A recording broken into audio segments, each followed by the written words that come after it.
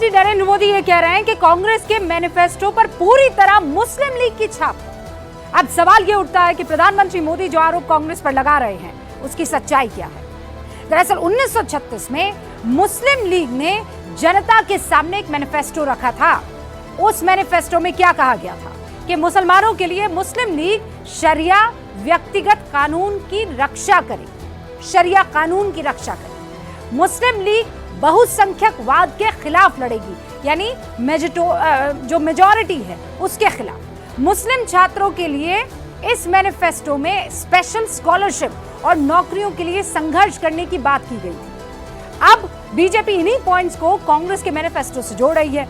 कांग्रेस के मैनिफेस्टो में अल्पसंख्यकों के लिए एक कॉलम बनाया गया है। उस कॉलम में साफ लिखा है कि कांग्रेस की सरकार आने पर यह सुनिश्चित किया जाएगा कि अल्पसंख्यकों का व्यक्तिगत कानून हो। साथ ही मैनिफेस्टो में यह भी कहा गया है कि भारत में बहुसंख्यकवाद की कोई जगह नहीं है। इसके साथ मुस्लिम छात्रों के लिए स्कॉलरशिप की बात भी हुई है। घोषणा पत्र, यानी बीजेपी ने कांग्रेस के मैनिफेस्टो में यह पॉइंट निकाला है जिससे उसके मुस्लिम लीग से जुड़े होने की बात कहीं ना कहीं वो कंपैरिजन हो जाए। वैसे कांग्रेस लगातार इस मामले में बीजेपी की तरफ से भ्रम फैलाने की बात कर रही है।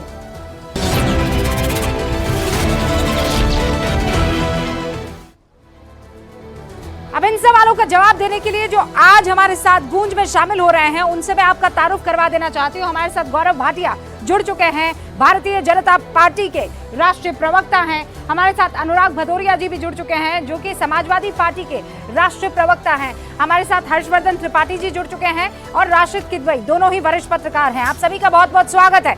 सबसे पहले गौरव भाटिया, आप पर सीधा सीधा आरोप यह लग रहा है कि ये जो मैनिफेस्टो कांग्रेस का आया है उसे मुस्लिम लीग से आप जो तुलना कर रहे हैं, ये सरासर झूठ है, भ्रम फैलाने की कोशिश है। देखिए रूबिका जी, मैं आपको बताता हूं बिल्कुल स्पष्टता से क्यों मुस्लिम लीग जो जिन्ना की थी और आज की कांग्रेस पार्टी में कोई फर्क नहीं है। सबसे पहले मैनिफेस्टो की ही बात कर लेते हैं। रूबिका जी, आप मुझे ये बताइए कि आप अपने मैनिफेस्टो में बिल्कुल स्पष्टता से ये लिखते हैं कि बहुसंख्यकवाद की इस देश में कोई जगह नहीं है। मैं पूछना चाहता हूं, बहुसंख्यक कौन है? हिंदू है, 80% है। 80% हिंदू इतना सहिष्णु है कि उसने स्वयं पंथ निरपेक्षता का रास्ता अपनाया और जो मुसलमान भाई हैं, सिख हैं, जैन हैं, बौद्ध हैं, पारसी हैं, सबको बराबर का स्थान और दर्जा मिले, ये सुनिश्चित हुआ। क्या जरूरत पड़ी है कांग्रेस पार्टी को अपने मैनिफेस्टो में कहने की? इसकी पहली वजह क्या है मालूम है? तुष्टीकरण की राजनीति करना। क्योंकि राहुल गांधी स्वयं कहते हैं कि हम तो एक मुस्लिम पार्टी है, ये पहले कह चुके हैं। ये भी सत्य है कि हिंदुओं को आतंकवादी बता के हिंदू आतंकवाद कहा है। तो मेरा पहला जो आपत्ति है वो इस बात पे है कि आपने कहा बहुसंख्यकवाद की जगह नहीं है, जिसकी कोई आवश्यकता नहीं थी। आपका काम है हिंदुओं को ठेस पहुंचाना। दूसरी बात, इसी मैनिफेस्टो में दो बातें बड़े ध्यान से सुनिएगा, लिखा हुआ है। यह लिखा है प्रश्न 6 में कि हम एक इकोनॉमिक सर्वे कराएंगे, ये जानने के लिए कि जनता के पास कितना धन है। रूबिका जी, इकोनॉमिक सर्वे करा के ये पहले पता लगाएंगे कि किसके पास कितना धन है, जिसमें मठ भी आ जाएंगे, जिसमें मंदिर भी आएंगे और जो बाकी लोग हैं वो भी आ जाएंगे। और उसके बाद इन्हीं के मैनिफेस्टो में लिखा है कि हम उनको बांट देंगे जिनके पास संपत्ति नहीं है। अब रोहिंग्या से इनका कितना प्यार है ये हम सब जानते हैं। इनके समय में घुसपैठिए अंदर भी आए, ये भी जानते हैं। मतलब आप बहुसंख्यक का रुपया लेंगे, धन लेंगे, लेकिन वो ये कह रहे हैं हमने तो ऐसा कुछ कहा ही नहीं है। रोहिंग्या मुसलमान, आप ये बिंदु अपने आप से ज्वाइन कर रहे हैं, 2+2 = 4 कर रहे हैं। ये आप अपनी तरफ से 10 सेकंड में जवाब दीजिए और उसके बाद मैं। चलिए रूबिका जी, एक सवाल फिर मैं भी पूछता हूँ। हाँ, मैं पूछ लूँ अगर आप इजाजत दे। बोलिए बोलिए बोलिए। आप मुझे ये बताइए, हमने तो 2+2 4 बताया है जो उचित है, लेकिन जब एनआरसी की बात होती थी, सीए की बात होती थी, हम सीए में हमेशा कहते थे नागरिकता देने का कानून है। हाँ। ये लेने का कानून नहीं है। तो 2+2 इन्होंने तो 22 बता दिया था। इन्होंने कहा मुसलमान खतरे में हैं, उनकी नागरिकता चली जाएगी। ठीक है, अब इसी मुद्दे को मैं आगे बढ़ा रही हूं। हम लोग उचित बात कर रहे हैं। अनुराग भदौरिया, जवाब दीजिए। आपके साथी हैं कांग्रेस के मैनिफेस्टो को लेकर चौतरफा जो है अब आरोप प्रत्यारोप का दौर चल रहा है।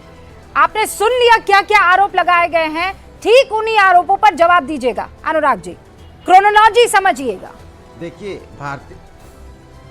देखिए भारतीय जनता पार्टी की बेबसी, लाचारी, परेशानी सब झलक रही है, कहीं कुछ छुपा हुआ नहीं है भैया। आपके फर्स्ट फेज सेकेंड फेज के बाद आपको हार पूरी तरह सामने आंख बाए खड़ी है और वो हार निगल रही है भारतीय जनता पार्टी को। तो इनको लग रहा है कैसे करें, अब तो कोई मुद्दा मेरे पास है नहीं, जो जनता का मुद्दा उस पर तो मैं बोल ही नहीं सकता हूं, क्योंकि जनता का मुद्दा क्या है उस पर चर्चा करने को तैयार नहीं। तो कहां अब आप, अरे वाह वाह वाह वाह, वो अंग्रेजों वाली नीति लाओ भाई, डिवाइड एंड रूल, समाज के अंदर कुछ ऐसी नफरत की बात करो। कमाल है भैया, हम सब हिंदुस्तानी हैं, हिंदू मुस्लिम सिख ईसाई अगड़े पिछड़े सब हिंदुस्तानी और सब एक ही बात कह रहे हैं। आम मुद्दे की बात है महंगाई बेरोजगारी, जिस पे चर्चा कीजिए, आप किसान पे बात कीजिए, महिला समस्या पे बात कीजिए, जो आप बोलना नहीं चाहते। हमने मैनिफेस्टो में लिखा है कि हम कमजोर महिलाओं को 3,000 रुपए पेंशन देंगे, क्या आप चर्चा करेंगे उस पर?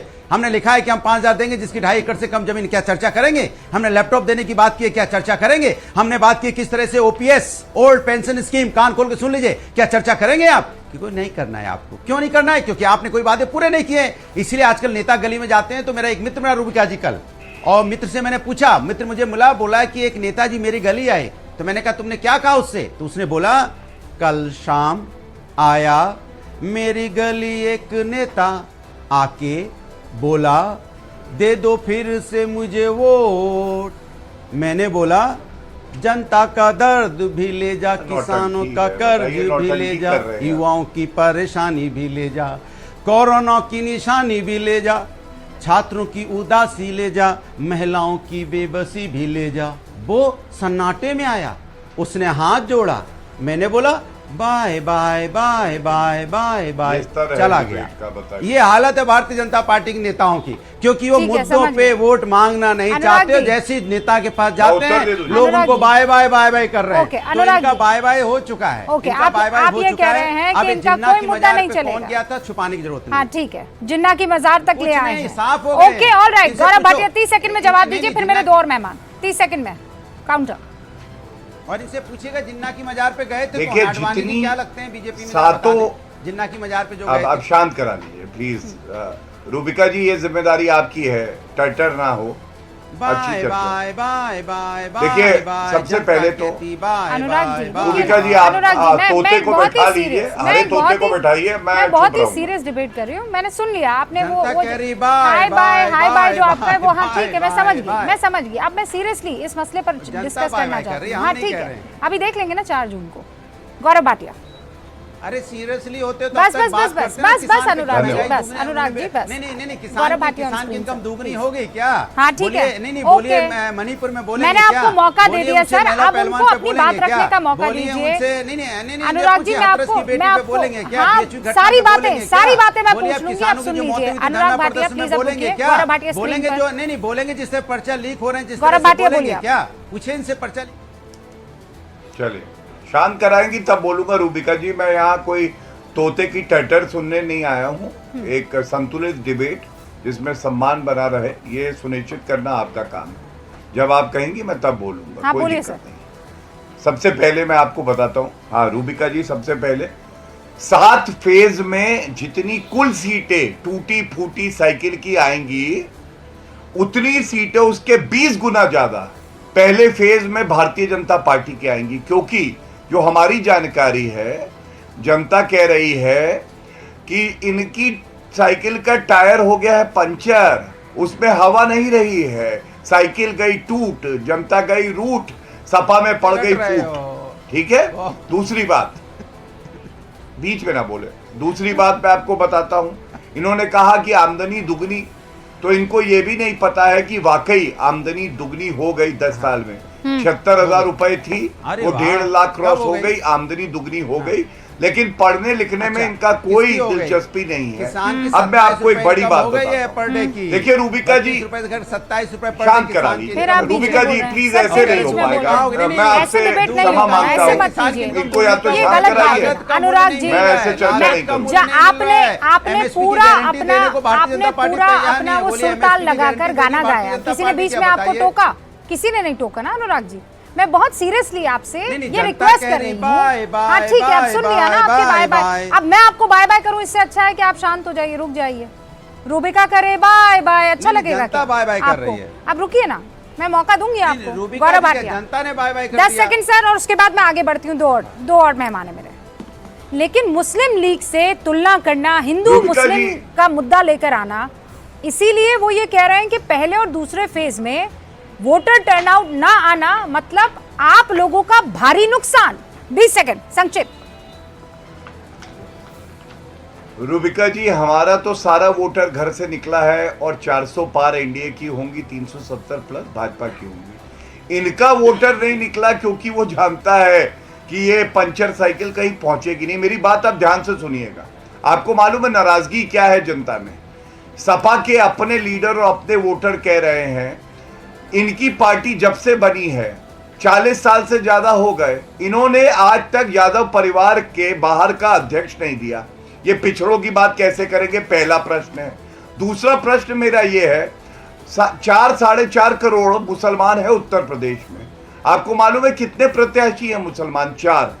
और यादव परिवार से अकेले 5 प्रत्याशी हैं। तो आप मुझे ये बताइए, 4.5 करोड़ मुसलमानों पे उत्तर प्रदेश के, देश के 20 करोड़ मुसलमानों पे एक परिवार के 5 यादव परिवार के सदस्य अगर अपना नामांकन भरते हैं तो क्या जनता सवाल नहीं पूछेगी कि तुम्हारे परिवार में ऐसे कौन से हूर के पर लगे हैं कि तुम उनको टिकट देते हो?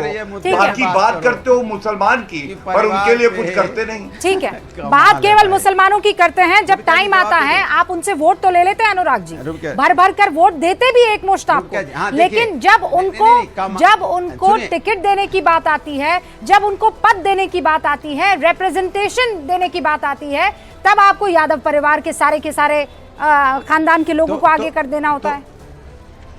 सुन लीजिए, देखिए तब इस मान रही है ना आप कि जनता मुझे वोट दे रही है, इनको नहीं दे रही है। ये तो आपने भी मान लिया कि भाई जनता मुझे वोट दे रही है। कुछ हम कर रहे हैं उनके साथ ना, तभी तो दे रही है ना।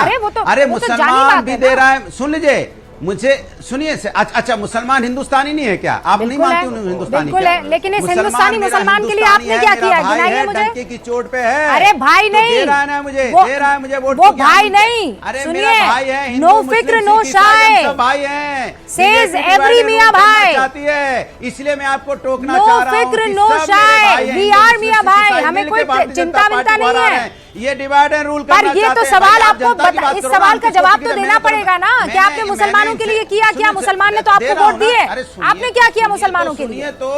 अरे सुनिए तो मैं वही तो भारतीय जनता पार्टी से पूछना चाहता हूं। मैंने पूछा क्या कि अजीत पवार के साथ, परिवारवादी के साथ आप क्यों हैं? मैंने पूछा क्या सिंधे परिवारवादी के साथ आप क्यों हैं? पासवान जी के साथ आप क्यों? मैंने पूछा क्या कि अनुप्रिया पटेल जी के साथ क्यों परिवारवादी पार्टी? मैंने पूछा राजभर जी के साथ क्यों हैं आप? मैं तो नहीं पूछता ना, क्योंकि मैं पूछता हूं किसानों के लिए आपने क्या किया, डंके की चोट पे पूछता हूं। पूछता आपने युवाओं के लिए क्या किया है, मैं पूछता हूं यहाँ पे छात्रों के लिए क्या किया है। मैंने मुद्दों पे बात करता हूं, ये मुद्दों पे बात नहीं करते। जिनको भ्रष्टाचार का आरोप लगाते थे उन भ्रष्टाचारियों को पार्टी में ले लिया है और भ्रष्टाचार लेकिन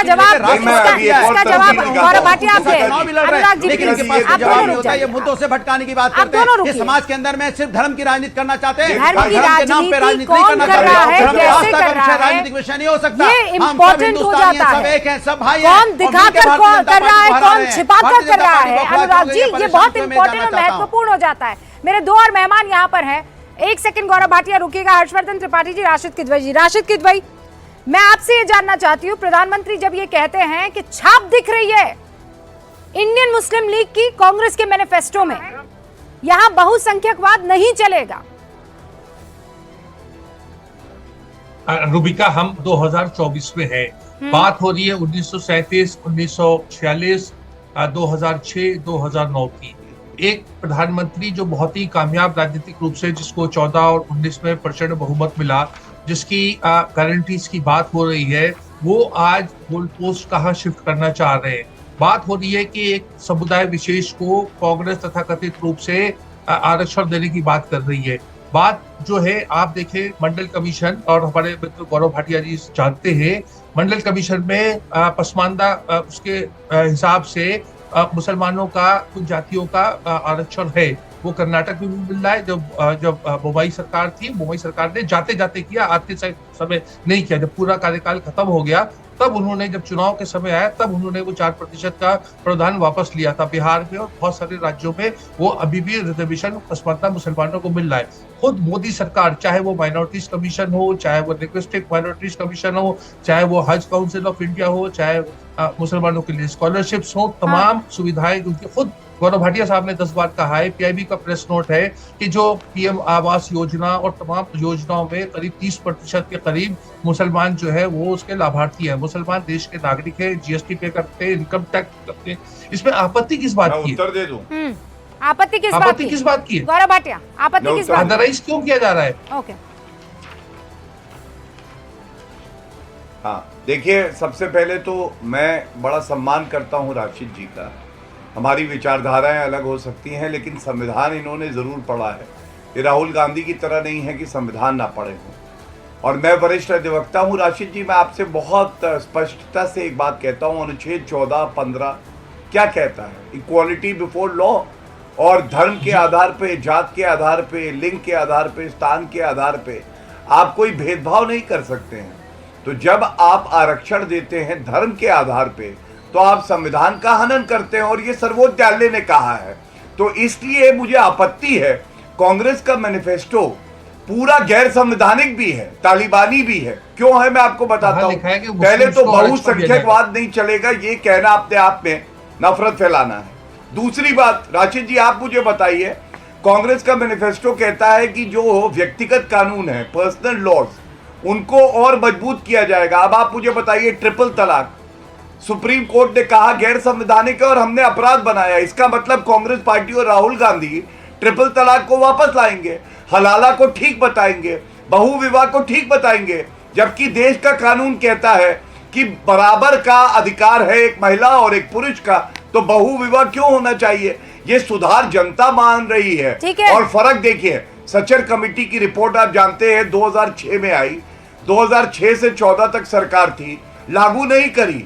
लेकिन नरेंद्र मोदी जी ने अपनी बहनों को जो मुस्लिम थी उनकी अस्मिता लौटाई जब ट्रिपल तलाक को अपराध बनाया। तो ये फर्क है सोच का, ये विचारधाराओं की लड़ाई है। राशिद किदवई उन्होंने पॉइंटेड इन आपके सारे सवालों का जवाब दिया है। मैं चाहती हूँ वहां क्या आपत्ति आप जल्दी से बता दें दर्शकों। जी, रूबिका, देश का संविधान में धर्मनिरपेक्ष शब्द है, देश के संविधान में समाजवाद का शब्द है, देश के कानून 10 साल से नरेंद्र मोदी जी की सरकार है। मुस्लिम पर्सनल लॉ को प्रोटेक्ट किया जा रहा है, उसको हटाया नहीं गया, उसको खत्म नहीं किया गया। जहां त्रुटियां थी वहां जरूर, जैसे ट्रिपल तलाक को उल्लेख किया, वो क्या, तो मुस्लिम पर्सनल लॉ पर से remains intact, right to marriage, right to divorce, तमाम तरह के विरासत का कानून तमाम जो है मुस्लिम शरिया के हिसाब से हो रहा है, और उसको अदालतें भी उसको मानती है, उसका सम्मान करती है, तमाम चीजें हैं। इसीलिए मैं कह रहा हूँ, यहाँ पर एकदम से चुनाव के बीच में ये अदराइज करने का क्या, क्यों ऐसा किया जा रहा है कि जैसे मुसलमान कोई दूसरे प्लेनेट से आए, कोई अलग थलग है, मुसलमानों की जरूरतें, मतलब, और भाजपा उसके लिए भी बहुत संजीदा है।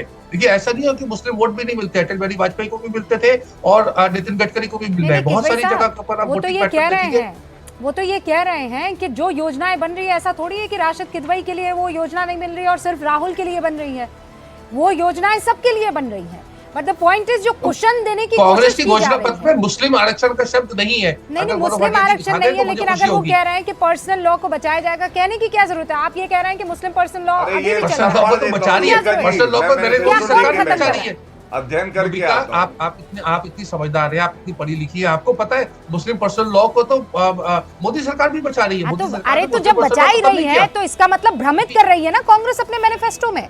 कांग्रेस नहीं, कांग्रेस नहीं भ्रमित करी, ये तो एक उनका पॉलिटिकल पोस्चर है और उसका जवाब राजनीतिक दल देंगे, मैं नहीं दे सकता। मेरा कहने का तात्पर्य ये है कि जब भारत के संविधान के हिसाब से सब बराबर है, कोई उस तरह का बहुसंख्यकवाद नहीं है, और कांग्रेस भी, मैं आपको बताऊं कि कांग्रेस का यही तो सवाल है कि बहुसंख्यकवाद जो है उसकी कोई जगह नहीं, ये कहकर आप एक को चिढ़ाने की कोशिश कर रहे हैं।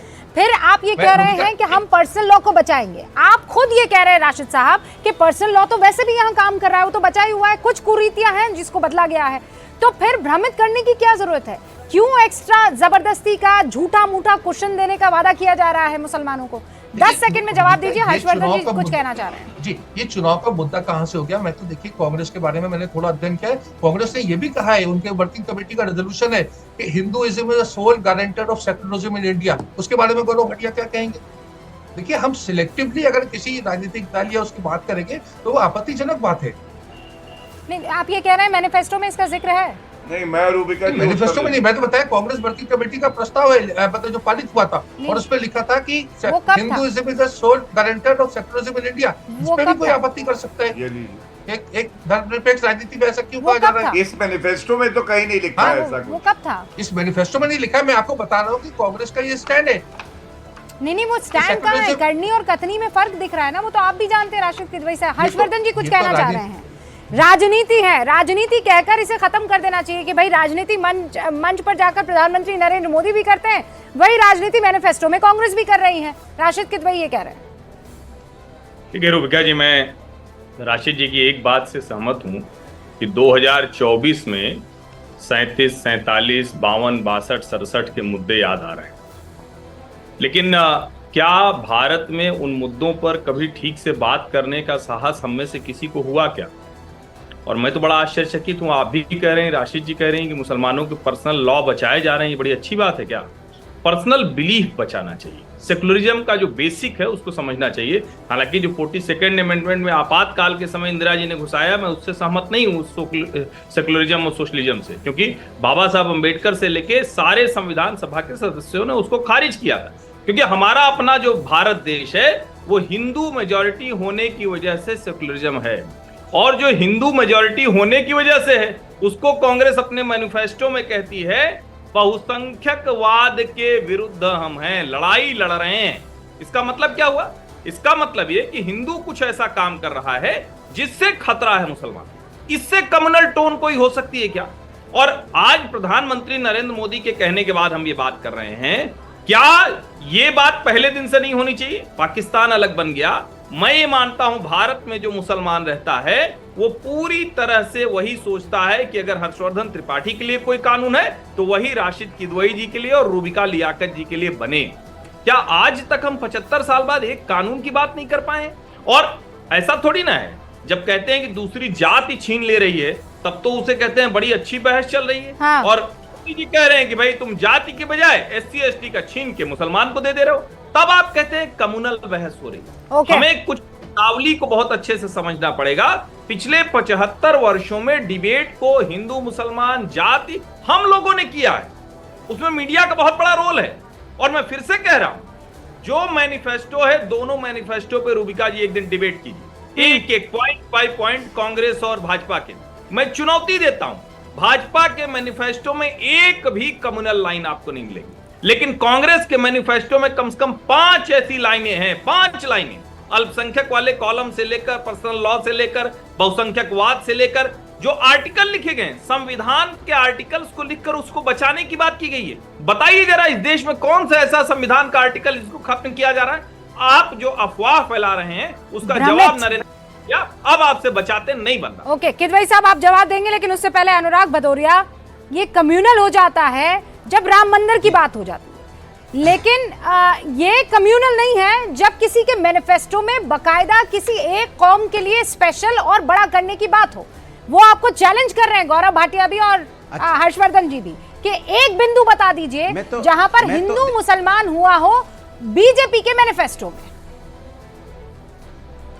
देखिए, किस भारतीय जनता पार्टी के साथ दिक्कत होगी, त्रिपाठी जी के साथ और बीजेपी के प्रवक्ता के साथ, तो दिक्कत है उनके सपने में साइकिल आती है बीजेपी प्रवक्ता में, और त्रिपाठी जी के सपने में बीजेपी आती है, तो उनको कहाँ दिखाई पड़ रहा है कुछ भी। मैं कह रहा हूं कि आप एक राष्ट्र की बात क्यों नहीं कर भाई? इतने 10 साल से भारतीय जनता पार्टी की सरकार है, आप सिर्फ वो दूरबीन लिए देखते रहे, तो कहीं लिखा है क्या मुस्लिम लिखा है? कहीं क्या मुस्लिम लिखा है मुस्लिम लिखा है। अरे भाई, क्या कर रहे हो देश के अंदर में?